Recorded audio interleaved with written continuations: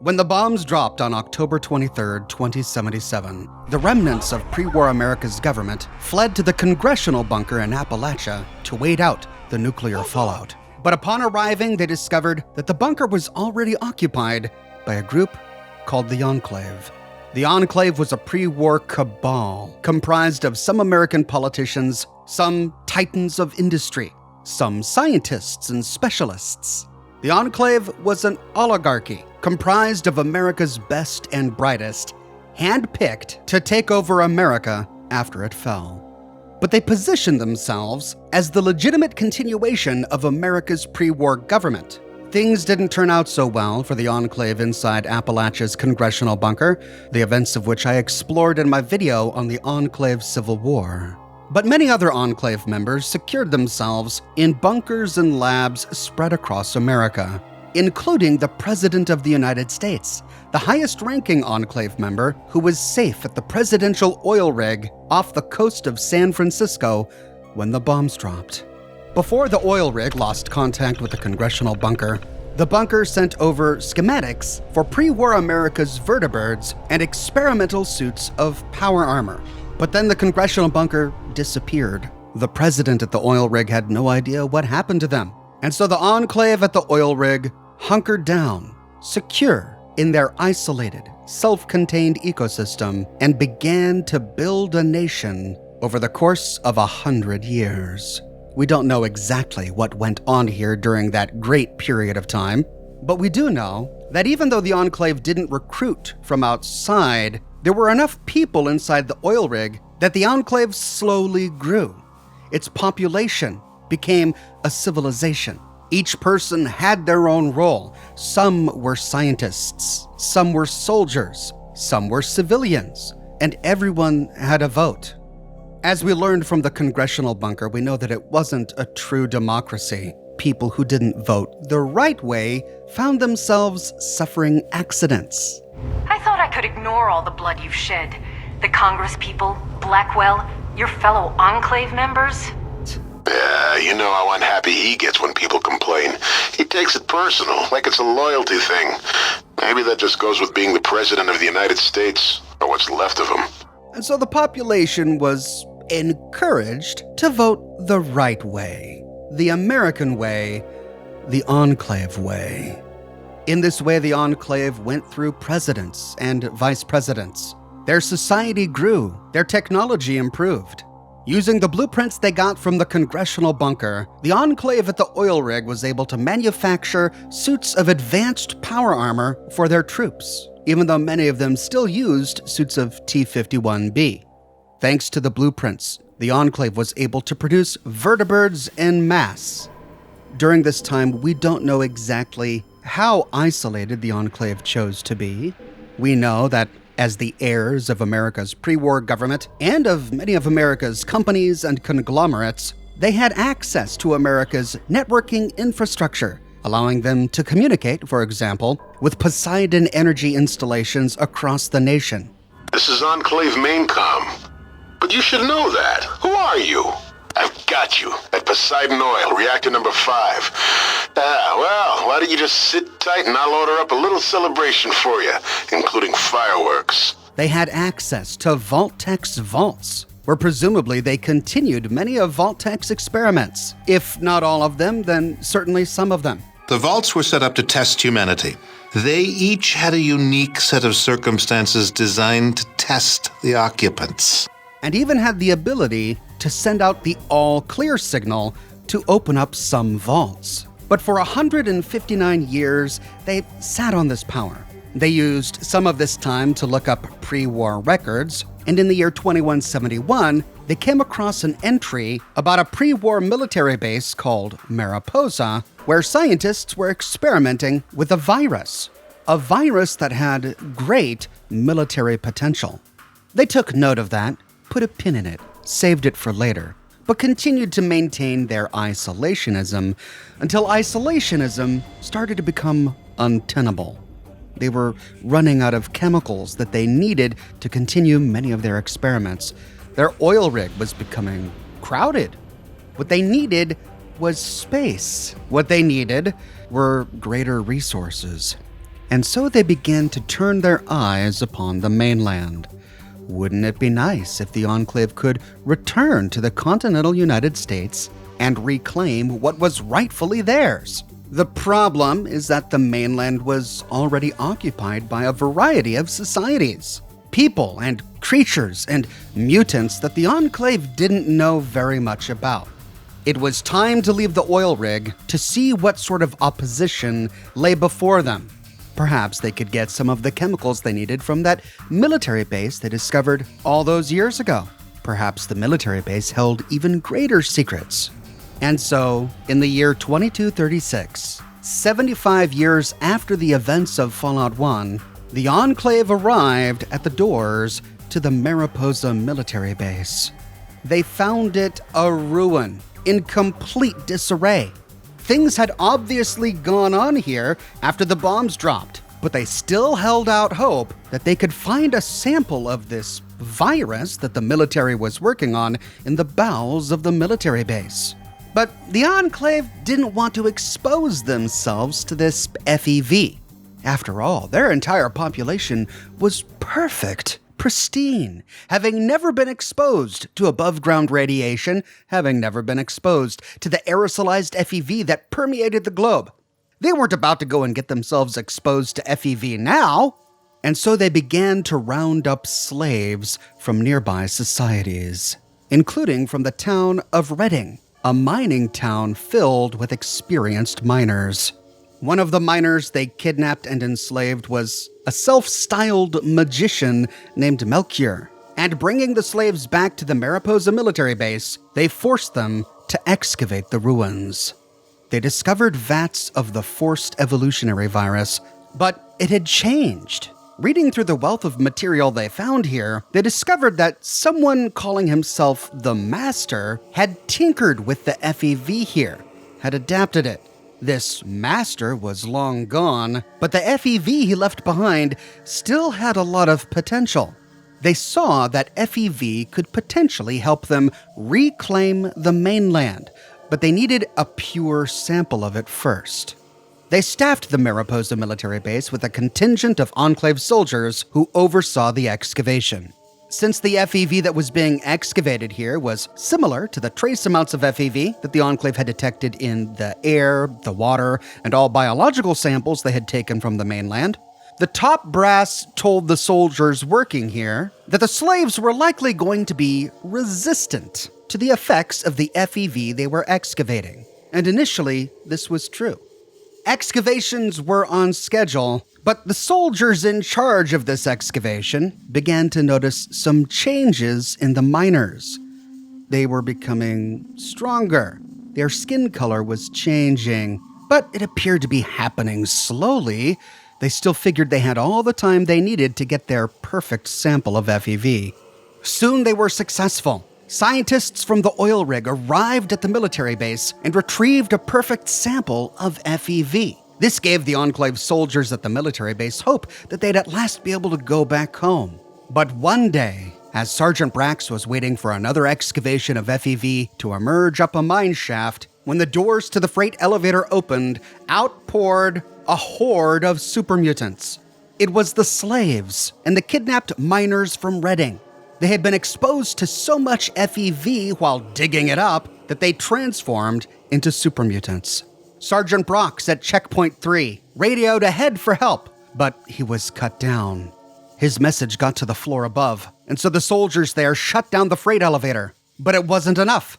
The super mutants began to climb up the mine shaft. The soldiers on this level called for reinforcements, but they too were cut down. Captain Pickard was manning the checkpoint on the floor above. After losing contact with checkpoints 2 and 3, he and his soldiers made a last stand and tried to hold the position for as long as they could, but the mutants swarmed up the mine shaft and overran them. This sacrifice allowed Colonel Sanders, the Enclave soldier in charge of this excavation, to draft one final letter to command headquarters. Apparently, the Enclave knew exactly what would happen the entire time. They knew that exposing the miners to F.E.V. would turn them into super mutants. They knew the super mutants would eventually overrun the entire military base. They knew all their soldiers would likely die, but these losses were acceptable as long as they got that 99% pure sample of F.E.V. Once the sample was retrieved, Colonel Sanders evacuated everyone else he could, the soldiers who were on the top level, the scientists who were too important to lose, and then blew the entrance to the Mariposa military base, locking all of the mutants and any remaining soldiers alive inside. With the sample secured, they hightailed it back to the oil rig, where the Enclave scientists took over. But they had a problem. One of their soldiers, a Secret Service agent named Frank Horrigan, accidentally got exposed to some of the F.E.V. at Mariposa. But Frank Horrigan was an exceptional individual. He was not only fiercely loyal to the Enclave, but he was ruthless against the Enclave's enemies. And so the Enclave decided to use this accidental exposure to F.E.V. as an opportunity to study it and maybe even to refine it. The game is scant on the details here. We don't know exactly what the Enclave, under the direction of scientist Charles Curling, did to Frank Horrigan. We do know that they implanted cybernetics into him and tinkered with the F.E.V. in his system to such an extent that Frank Horrigan became a huge, hulking supermutant, but a supermutant that maintained his human intellect. You've gotten a lot farther than you should have. But then you haven't met Frank Horrigan either. Your ride's over, Mutie. Time to die.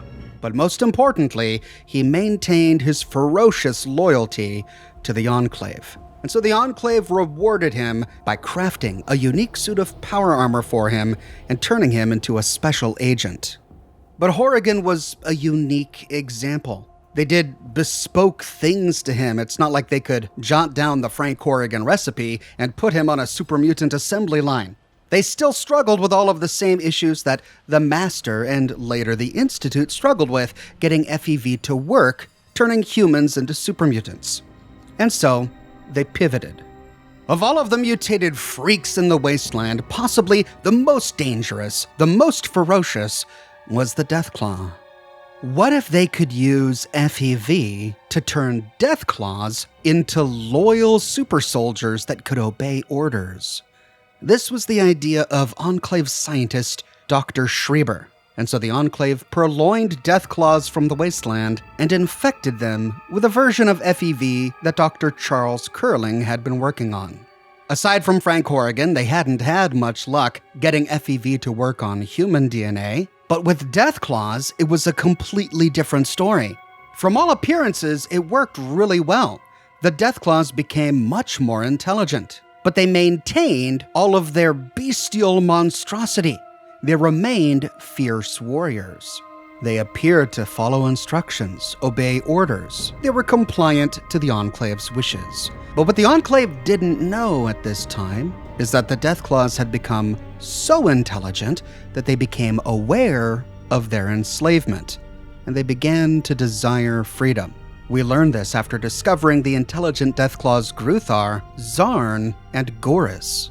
The Deathclaws craved their freedom, but they realized that if the Enclave ever discovered how intelligent they had actually become, that they would be destroyed, and so they put on a bit of a show.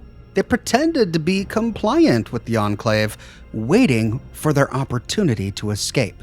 But at the same time Dr. Schreiber was working on intelligent Deathclaws, Dr. Curling was planning to take F.E.V. in a different direction. While researching F.E.V., he discovered that initially, the virus began as an infectious biological agent meant to destroy populations. It was only after seeing the potential of using it to create super soldiers that the US military, and then the Master, tweaked it for that purpose. But Curling thought that he could not only revert F.E.V. back to its original poisonous state, but modify it to suit the Enclave's needs. The Enclave, after all, was seeking to retake the mainland. They saw themselves as the inheritors of America, an America that was currently occupied by mutants. We try to keep ourselves safe and secure from radiation. That's what separates humans like me from mutants like you. Tests performed on your tribesmen have all shown that you are guilty of mutation.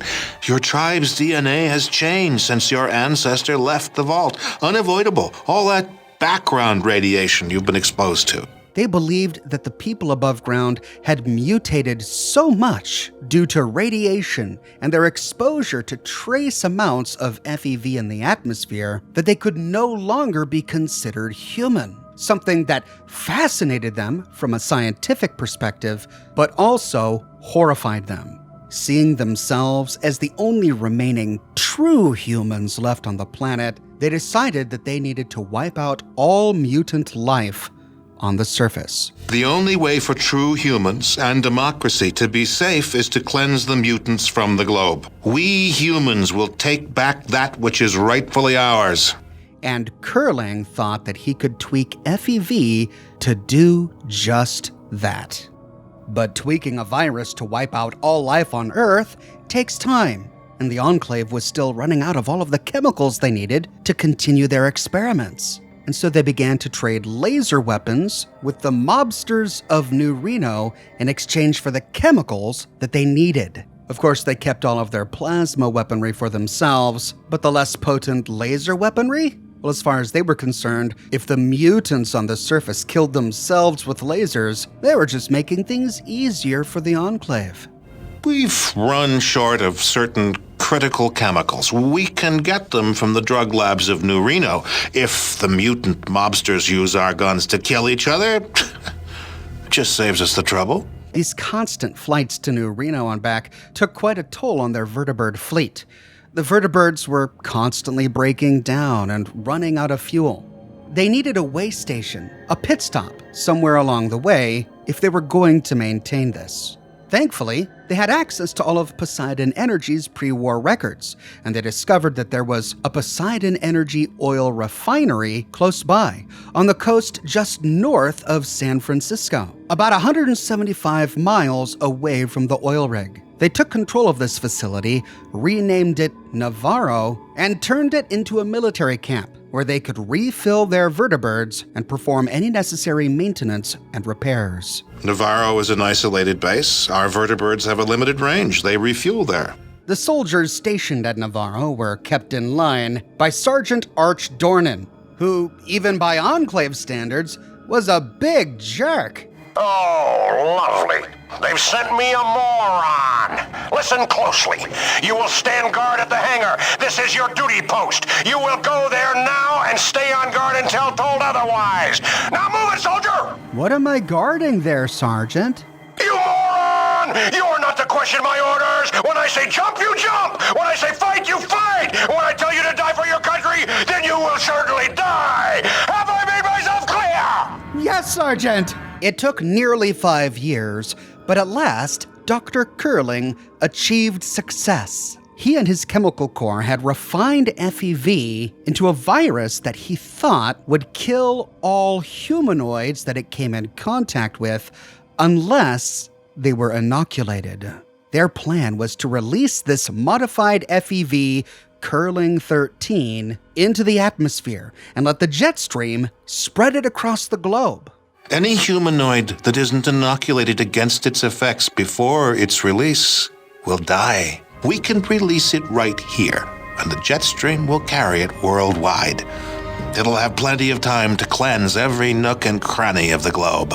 It would infect and kill all mutants, all non-pure humans. But they didn't want to infect themselves, and they needed to make sure that the virus worked, so they needed to test the virus, and they needed to test an inoculation. To do so, they needed to find a population of humans that hadn't been exposed to the apocalypse's radiation and the trace amounts of F.E.V that had escaped from Mariposa. Thankfully, they had access to some of Vault-Tech's vaults. They found a vault nearby called Vault 13. They initiated the all-clear signal, rounded up a bunch of soldiers, and sent them to the vault in vertibirds. They also brought a bunch of Schreiber's intelligent Deathclaws, thinking that this would be a great opportunity to put them to the test to see how effective they were during a real mission. Schreiber was opposed to the idea. He didn't think that the Deathclaws were quite ready. There was something about the experiment that wasn't sitting right with him. But he was overruled. The Vault 13 residents raced to the doors excitedly, thinking that Vault-Tec was finally allowing them to repopulate the surface with a Gek, only to be mowed down by Enclave soldiers as a reward. The Enclave killed many of the people in Vault 13 and kidnapped the rest. The intelligent Deathclaws didn't really want to be slaughtering innocent people in Vault 13, but they had to maintain their cover. As the Enclave was leaving to head back to the oil rig, the intelligent Deathclaws under their leader Gruthar seized upon this opportunity to abandon the Enclave. They disappeared, and the Enclave lost them. The Deathclaws now needed a home, and they knew that Vault 13 was now empty. And so the intelligent Deathclaws came back to Vault 13 and turned it into a home. There they began to nest and lay eggs and interact with local populations, sometimes trading with them legitimately, sometimes stealing cattle. But when the Deathclaws didn't return back to the Enclave, Dr. Schreiber knew something was up. He had disagreed with the Enclave's decision to send out the Deathclaws to begin with, and out of anger, in protest, and in order to conduct his further experiments without interference, he moved his lab to Navarro, along with one intelligent Deathclaw that he still had left, Zarn. And he began to interrogate Zarn, torture Zarn, until Zarn was forced to reveal the truth, that he and his race were highly intelligent. They had developed free will, and all this time they had just been playing along. And so Schreiber sent a detachment of Enclave soldiers to Vault 13, led by none other than Frank Horrigan, the Enclave's most successful F.E.V. experiment, where they massacred each and every last intelligent Deathclaw, including the broodmother and all of her eggs. But Frank Horrigan didn't stop there. The soldiers at Navarro had reported that some vertebrate plans went missing. Someone had infiltrated Navarro and stolen them. Frank Horrigan managed to trace this theft to the Brotherhood of Steel. He tracked them down to a small bunker in San Francisco, where he confronted a Brotherhood soldier named Matthew. Matthew claimed that the Enclave was about to face justice at the hands of someone he called the Chosen One. But Frank Horrigan didn't buy into any of this tribal superstition, and so he mowed down Matthew, destroying the Brotherhood of Steel in San Francisco. Back at the oil rig, the Enclave interred the captives from Vault 13 in cells and began exposing them to the virus to see if it could really kill. And it did. But they weren't quite done, and they were running out of Vault 13 residents. But they learned from their captives a bit of Vault 13 history. This wasn't the first time that the doors to their vault had opened. 80 years ago, Vault 13 opened its doors and sent out a vault dweller to retrieve a water chip to fix the vault's water filtration system. The vault dweller was ultimately successful, but for fear that his success would inspire the other vault dwellers to leave the vault, the overseer at the time, Jacorian, banished that vault dweller to the wastes. I'm sorry. You're a hero, and you have to leave. But instead of dying, he married a tribal and founded a tribe called Arroyo. After 80 years, that tribe was filled with people who descended from a vault dweller, people who had limited genetic exposure to the ravages of the wasteland. And so the Enclave flew to Arroyo, killed many of the tribals, kidnapped the rest, and likewise brought them to the oil rig. Dark souls came.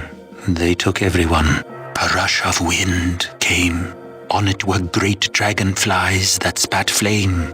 Evil men crawled from the beasts' bellies and brought death to our warriors. The evil ones burned our warriors with the lights of hell. All were dead or taken. The beasts swallowed all, then took to the winds. They planned to rest their beasts at a place named Navarro before crossing the great basin of our Earth Mother's tears. Chosen, you must seek the fold of the Dark Ones and rescue our people.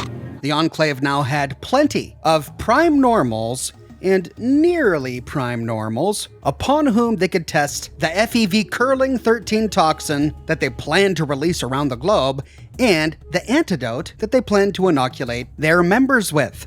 Then they brought us here, to hell. They have killed most of us with something they call F.E.V. They will kill us all before they are through. They stick needles into our skin like stim packs. But then terrible things happen. Then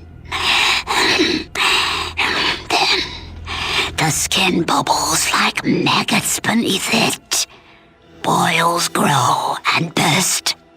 Blood runs from your ears and your tongue swells. Those who are lucky choke to death. Your villagers are all descended from Vault stock, and we had to make sure that the F.E.V. toxin was still effective. The subjects from Vault 13 test that, and an inoculation against the F.E.V. What the Enclave didn't know is that earlier that year, the townspeople of Arroyo had dispatched one of their own tribals, whom they called the Chosen One, out into the wasteland to try and find a Gek. They believed that only a Gek, a Garden of Eden creation kit, made by Vault Tech, the same technology that turned Vault 8 into Vault City, could save their village from a drought that had been ravaging Northern California. This Chosen One had been exploring the wasteland for many months, befriending mobsters at New Reno, stealing vertibird plans from Navarro. So he wasn't at Arroyo when the Enclave came by to kidnap all of the residents. When the Chosen One discovered what had happened, he had to rescue his people. Using a tanker key fob that he found at Navarro, he reactivated a derelict oil tanker moored at San Francisco and then sailed the oil tanker 175 miles to reach the oil rig. Upon arrival, the Chosen One infiltrated the very heart of the Enclave and set a wheel in motion that led to the destruction of the entire oil rig. We don't know exactly how he did this. Perhaps he convinced Dr. Curling using logic that what he was doing with his virus was morally wrong, and perhaps Dr. Curling unleashed the virus on his own people. Maybe he convinced Tom Murray, who was in charge of the oil rig's atomic reactor, to shut the thing down, leading to a nuclear meltdown. Or maybe the Chosen One just used some plastic explosives to destroy the nuclear reactor. However he achieved this feat, ultimately we do know that the Chosen One was confronted on his way out by Frank Horrigan. Making our reactor meltdown means that things are going to be pretty hot in here soon. Pity you won't live long enough to see it. You're not a hero. You're just a walking corpse. Even though Horrigan at this point realized that the oil rig was about to go up in smoke, instead of fleeing, saving his own skin, he used this precious time to enact vengeance against the Chosen One. He faced the Chosen One in pitched battle. Maybe the Chosen One used the Enclave's own bigotry against mutants to convince some of the Enclave's other soldiers to fight with him against Horrigan. Maybe the Chosen One somehow hacked into the oil rig's defensive turret system to defeat Horrigan. Or maybe the Chosen One was just so strong that he defeated Horrigan in single-handed combat. However it was done, Frank Horrigan was defeated. And his last act was to engage the oil rig's self-destruct sequence in a desperate attempt to destroy the Chosen One as the Chosen One and his companions fled. You haven't won here. You and your muty bastard friends are gonna join me in a big ol' mushroom cloud send-off. I just triggered the self-destruct. The work will go on. You didn't do nothing here except seal your own death warrants. Duty. Honor. Courage. Semper Fi.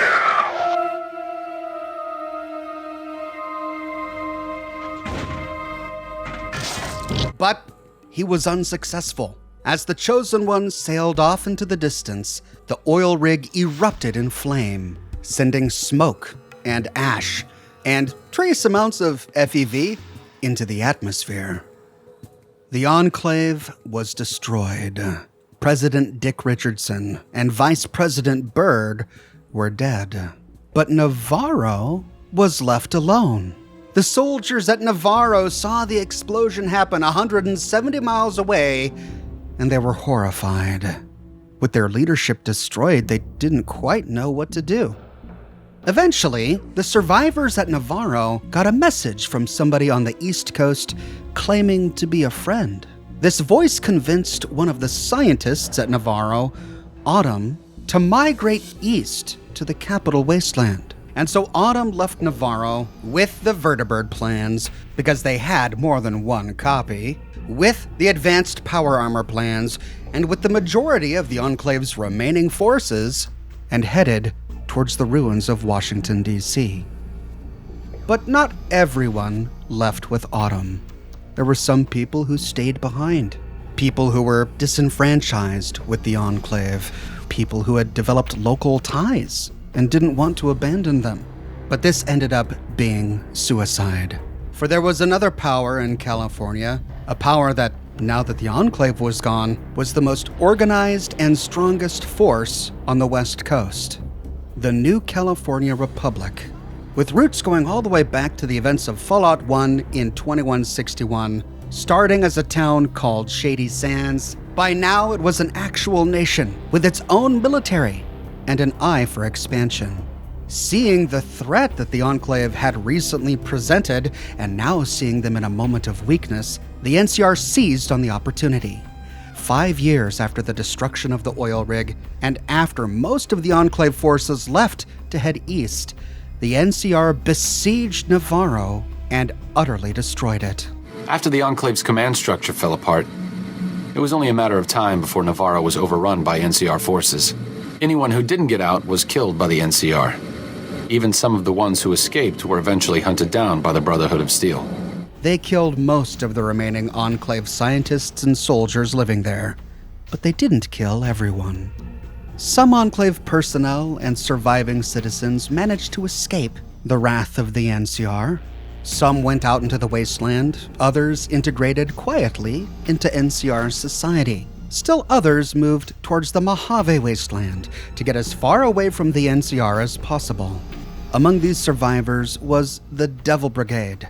After one of their members was killed in combat, the surviving members of the Devil's Brigade fled Navarro, along with the wife and child of their fallen comrade, a child who one day grew up to be a researcher named Arcade Gannon. My late father was an officer in a group called the Enclave, a remnant of America's pre-war government. Eventually someone stopped them. I was born a few years later at a military base on the coast, a place called Navarro. Some of them were cut down by the NCR and the Brotherhood. Some of them went east. My mother and I left with some of the troopers from my father's old unit, the same people I've kept in contact with over the years. My mother never told me what happened to my father, but she and I went south with some others and integrated into the NCR. When the NCR learned that Enclave personnel had integrated, we kept moving to the fringes. It's one of the reasons why I wound up out here. After failing to integrate into NCR society, constantly being hounded by the NCR, Arcade Gannon and the Devil's Brigade wound up in the Mojave Wasteland. They made new lives for themselves and tried to forget the Enclave for 35 years. But then the unthinkable happened. During that time, the NCR continued to grow, and they began to move into the Mojave Wasteland. Most of the former members of Devil's Brigade were rather indifferent. Doc Henry was content to continue his research at Jacobstown, trying to find a cure for the Nightkin's schizophrenia. Of course, this lab is nothing compared to what I had when I was with the Enclave. Yes, but the leadership and I didn't see eye to eye, so I left. It was the right decision, since the Enclave's oil rig was destroyed not long after. Doc Henry always was a hard one to figure out. It didn't seem to matter whether he was working with humans or dogs. He had an equal lack of affection for both. A regular Diogenes. I'm not sure what the man was after. Knowledge is power, but to what end for Henry, I have no idea. The problem was what mattered to him, not its practical impact. He simply solved riddles because they existed. I'm sure Henry has goals. He was just more concerned with the how than the why of things. Being in the Enclave didn't really mean much to him. Not everyone dreams of being a revolutionary, I suppose. Maybe we can't all change the world. Maybe it's enough just to do good for the short time that we're here. No one's going to sing Doc Henry's praises when he's gone, but he's probably saved more lives than I ever will. Daisy Whitman, a vertibird pilot, was happy as a retiree living in Novak. Well, it's been a while since I've had my hands on the controls of a vertibird. There's a chance I could crash us in the middle of Lake Mead. That place seems to attract aircraft for some reason. I was never happier than when I was in the cockpit. I was able to go just about anywhere and everywhere, limited only by the fuel I could carry. There were more than a few missions where I took the scenic route home just so I could stay in the air. Caught hell for it every time, but worth it. Some of the things we did were questionable, I know. That's just how it was back then. Figure I've done enough good to make up for any sins, anyhow. Since my mother died, Daisy's been the only woman in my life. She was the only other woman close to my father, too. She flew him out on over a dozen missions, including his last. I've always been close to Daisy. Being in the Enclave didn't mean much to her. She just loved to fly. It broke her heart to be grounded. Despite being a former Enclave soldier, Cannibal Johnson, the squad's marksman, actually believed in what the NCR was doing. There's a twitch in my trigger finger. I've lost my eagle eyes, and the other day I could have sworn I heard Sergeant Dornan chewing me out. You moron! He was a drill instructor, I knew. He was also the meanest bastard I've ever known. Had a wife for a while. Tribal girl, really pretty eyes. But she's been gone a long time now. If I had to pick anyone who didn't belong in the Enclave, it would definitely be Johnson. He hated what the Enclave was doing. Day to day, week to week, he would question orders, subvert mission objectives, do anything he could to serve without serving. It's amazing he was never court-martialed. He always had good things to say about my father. Said I was like him in a lot of ways. I wish I knew. Johnson always said my father was a good man. If that's the only thing about me that's like him, that's enough for me. But Orion Marino, the heavy weapons trooper of the brigade, felt that his glory days were lost when the Enclave was destroyed, and he blamed the NCR, vowing to never forgive them. If you're with the NCR, get out. I came out here to get away from them. Didn't work out so well. Next thing I know, I'm squatting in their land. Never mind that I already been living here for years. I was a soldier, heavy weapons trooper. Nothing better than hosing down a target with an excess of bullets and laser fire. By the time I got through with things, not much was left standing. Any morons who didn't run when they saw me coming got what they deserved. Back then, it was war. If we'd been on the winning side, I'd be called a hero. Moreno took the fall of the Enclave hard. He never questioned his orders, never questioned the legitimacy of what the Enclave was doing. To him, it was all one unbroken chain, from Washington to Richardson. When we left Navarro, I remember looking up at Moreno. He said, "Kiss America goodbye, boys." When we left the Enclave behind, the love in him burned itself out. Now there's just a bitter old man left. It's been decades, you know. By now, he's been out of the Enclave longer than he was in. Most people know when to hang it up and start over. But not Moreno. When you're part of something for that long, maybe it's impossible to let go without losing part of yourself. Moreno may be a stubborn son of a bitch, but at least he's loyal. The commander of the Devil's Brigade, Judah Krieger, became a traveling merchant before retiring to live out the remainder of his days in Westside. I was the officer in charge, and Johnson and Moreno were my heavy hitters. Henry handled tech things, and Whitman flew the chopper. Johnson and Moreno never got along, and I had my hands full keeping those two apart some days. It was a difference in philosophy, mostly. Mercy was not part of Moreno's vocabulary. I miss those days sometimes. We all had a purpose, you know? I admit that some of the folks in charge were pretty ruthless. The rest of us, though, we were just trying to civilize things. The NCR was still new, and it didn't look like they'd last all that long. Then we lost the oil rig, and shortly after that, the base at Navarro. Nobody left except us remnants. Internal sabotage took down the oil rig. Never did get the full story. The NCR took out Navarro, saying we posed a threat to the region. Judah Krieger is the glue that's kept us all together over the years, and with good reason. Anyone who can command Moreno and Johnson in the same unit without somebody getting fragged is one hell of a leader. Krieger was polite and kind, but never warm. He always did his best to make me feel welcome in the group. I think he did it out of a sense of loyalty to my father. Loyalty means a lot to Judah. Not loyalty to the Enclave, or even the ideals they fought for, but to the people who served with him. Sometimes I wonder how much of my father they see in me. They went through a lot together, but my family went through it too. I'm glad they've watched out for me all these years. And those were the remnants of Dick Richardson's West Coast Enclave. It's possible that Arcade Gannon could have gathered them all together again for one final fight against Caesar's Legion, or maybe the NCR. It's also possible that they were able to live out the remainder of their days in the Mojave Wasteland in peace. But it's also possible that there were other Enclave remnants that survived Navarro besides the Devil's Brigade. Or perhaps these were Enclave members who lived and operated out of their own lab, never having known what happened to the president and his Enclave at the oil rig. Perhaps that story will become more clear to us later. But whatever happened to the Enclave who left Navarro for the East Coast before Navarro was destroyed by the NCR?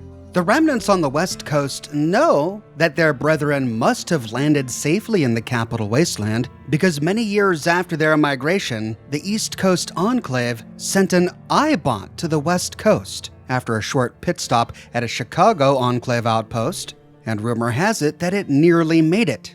What message did the East Coast Enclave try to send to the survivors of Navarro? We'll follow up with their story in my next video. Be sure to subscribe if you don't want to miss it, and thanks so very much for watching.